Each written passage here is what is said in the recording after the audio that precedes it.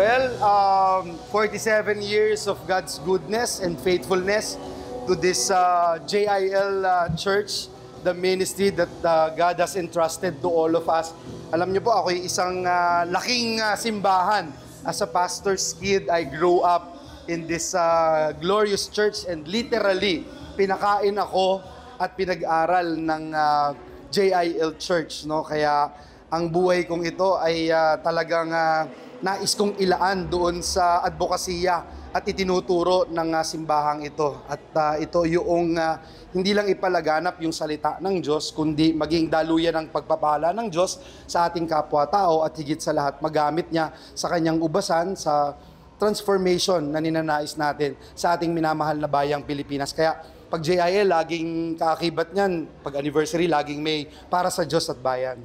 Sen, 3 years na lang, 50 years na ang Jesus is Lord. I didn't notice that. Ano po ang inyong aim for the next 3 years of the church? Wow, golden, no? Pag golden, sinasabi mo, talagang you also go through fire and also go through a lot of things, tests, and even persecution. But yung DNA ng JIL is that we know and we believe that at the end of the day, it matters the most yung relationship mo sa Diyos. It matters the most that one day you will face Him face to face and dadaan lahat dun sa apoy yung mga paglilingkod at pagka ang inialay mo mga ipalang at mga dayami, masusunog lang ito. Pero kung ito'y ginto, kagaya ng inaasam natin lahat dito sa JIL Church, lalong magniningning, lalong magliliwanag at higit sa lahat, mas magiging proud ka at dahil proud ka doon sa service na ginawa mo sa Diyos, mararamdaman mo yung sinasabi ng Biblia na pagharap mo sa Diyos, iwe-welcome ka niya sa kanyang kaharian at sasabihin niya na, "Well done, my good and faithful servant." Sir, yung kanina, before kayo nag-speech kanina, yung pinakita niyo yung paglaban niyo talaga sa katiwalian ever since the beginning na pumasok po kayo ng representative pa lang kayo. Kumbaga sir, ito ba sir nagpapakita na talagang kalaban kayo ng katiwalian? Never kayo makikipag-compromise sa ano pa mang korupsyon na ipinupukol sa inyo? Yun po yung in-emphasize natin kanina na hindi nagbabago yung ating calling, yung ating purpose bilang lingkod bayan.